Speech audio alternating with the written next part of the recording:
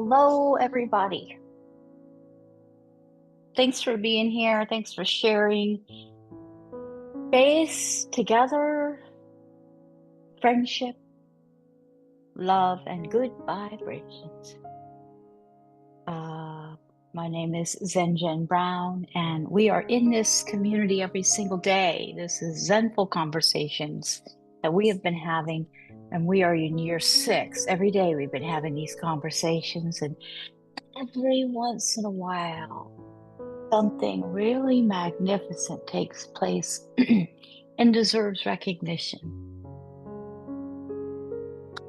Today marks, I had given birth to a beautiful daughter 40 years ago today. My daughter is 40 years old today, so that is quite an accomplishment for her, and it's an interesting thought process that goes on when your child turns 40. It's interesting to me. So my daughter is 40, and I finally let my real estate license go yesterday. I had been continuing education. You get continuing education. You do continuing education every 2 years, and you're then able to keep it like on a shelf, inactive. You still have to pay a lot of fees and stuff, but it's inactive, and then you can pull it off the shelf and activate it and use it anytime you want. Well, I had it inactive for years now, probably 2019. I would say I've had it inactive since 2019, and I just decided yesterday, because yesterday was a deadline for me to renew my continuing education, I decided I'm just not going to. I let it go. And the real exciting news is, though, that today I just received my certification for yoga therapist. And so here's something interesting. To obtain the real estate license, it was 63 hours of training. And this yoga therapist is the 800 hours, but you need the 500 hours before that. So, what is that, 1,300 hours. But certified yoga therapist at your service. And so some of the subjects, this is the transcripts, which are all the subjects that were studied, etc. And that's why I fell in love with it to start with, was the depth of some of these subjects, the richness, the depth in it. But some of these, there's a lot of them. I'm not going to mention all of them, but there's trauma-informed yoga, restorative yoga, yin yoga, accessible yoga, yoga for seniors, Parkinson's, Alzheimer's, dementia, cancer, coping and recovery, insomnia, yoga therapy for death and dying. That was a very special segment, that death and dying. It really taught me a lot about holding compassionate space. But grief and loss, ankles and feet, amputees,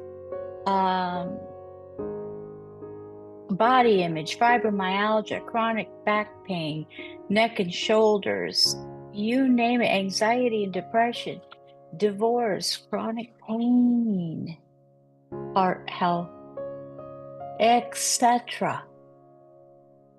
And I just share with you because it's awesome, and I'm proud. I'm very proud of the woman I am today. And I hope that we all can say that for ourselves through these messages, through these conversations, through the self-love practices. So thank you to each one of you for being here, for your incredible support throughout all these years. As I said, we are in year 6 of these conversations, and this year we're having a conversation about being present for our own lives, being present. So the Book of Awakening is the book that we are following, and I am reading from the Book of Awakening by Mark NEPO. New York Times best-selling book, described as having the life you want by being present to the life you have. And the message we are offered today, this day number 2074. 2074 is titled The Fly at the Window. The Fly, F-L-Y, the fly at the window. There's a quote here to start us off that's offered to us by Paul Tillich. Faith is the state of being ultimately concerned.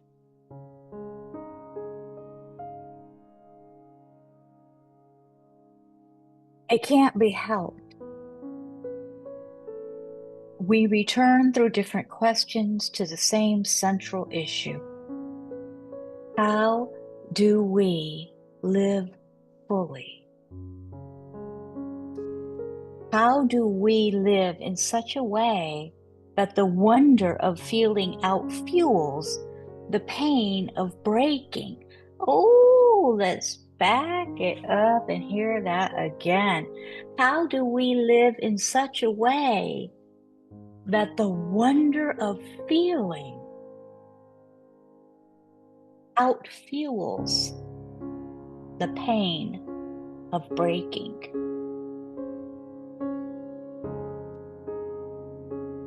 I'm not sure. I'm not sure. I'm only trying myself. Each of us, a tiny will, striving to find and ride the universal current without perishing.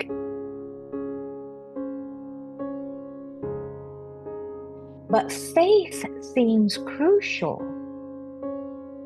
The ability to inhabit the breadth and depth of our compassion, to know, even in the dark center of our pain, that somewhere out of view there is joy and wonder.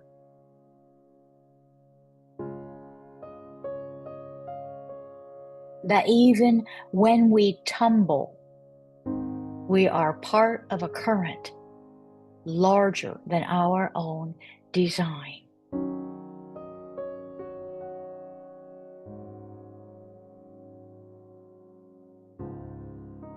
This is a hard bit of consciousness to ask for.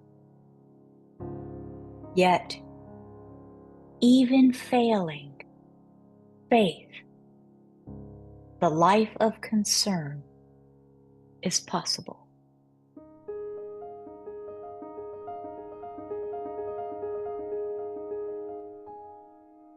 In actuality, the infinite coherence of all things and events continues like a great bottomless stream. And we, like fish, have but one choice: to find and ride the flow. That stream is God or the Tao, or as the great Chinese sage Lao Tzu terms it, and the strength that lifts us when our tiny wills merge with that stream of being is the sacred luminosity we experience as grace.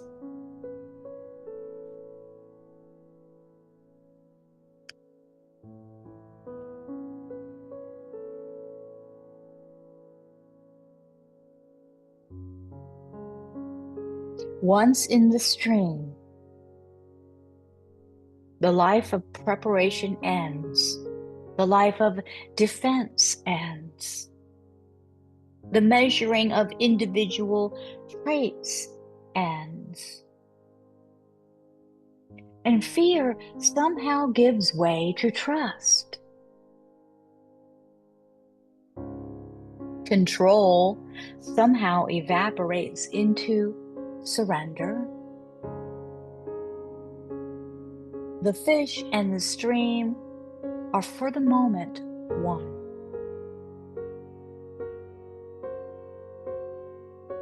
The sacred moment and God are always the same.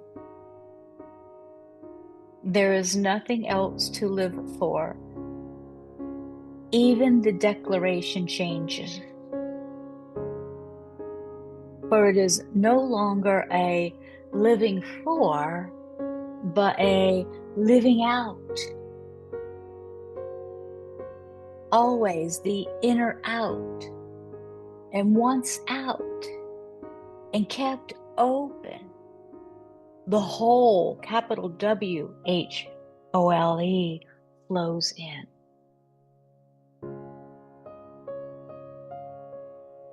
So faith is no more than the willingness and bravery to enter and ride the stream. The mystery is that taking the risk to be so immersed in our moment of living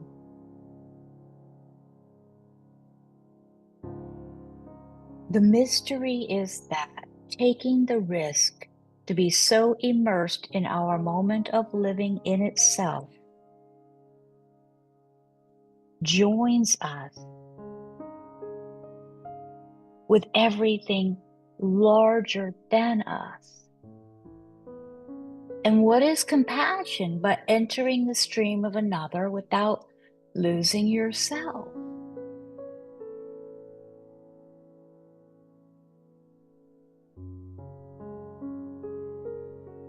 What is compassion but entering the stream of another without losing yourself? What does that speak loudly? I remember one summer I was at the window when a fly near the latch was on its back spinning. Legs were furious, going nowhere.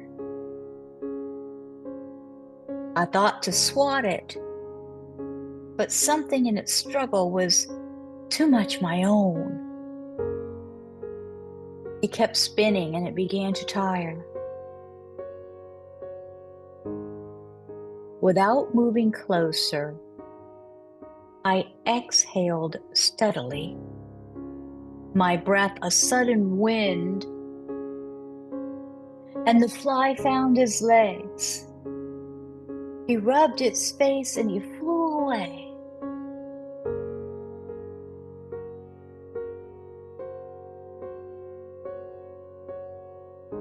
I continued to stare at the latch, hoping that someday the breath of something incomprehensible would right me and enable me to fly.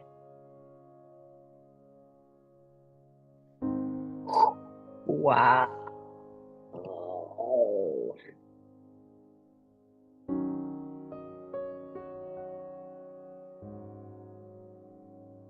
The meditative exercise that we are offered today asks us to visit a stream if you can.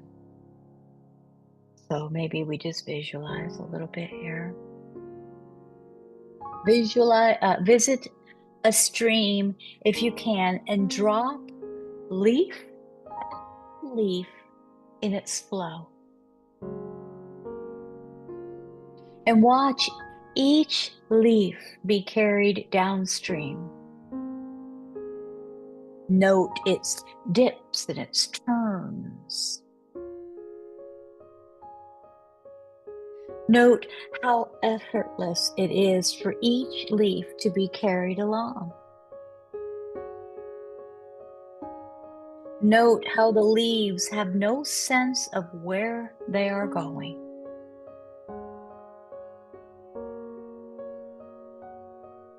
And then close your eyes and listen to the water.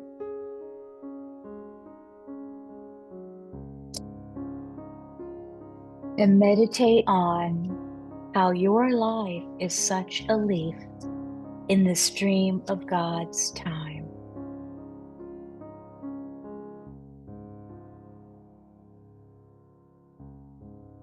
Feel the day. Feel the days like water around you. Enjoy the ride. Enjoy the ride. Enjoy the ride. A lot shorter trip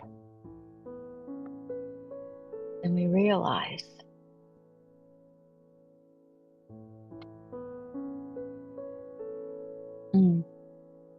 Please visit zenfulconversations.com. Stay informed because we will be having some therapeutic offerings coming up on the schedule real soon. In true and honest gratitude for your loving, continued, and wonderful support. Namaste. Namaste. See you tomorrow. Yay!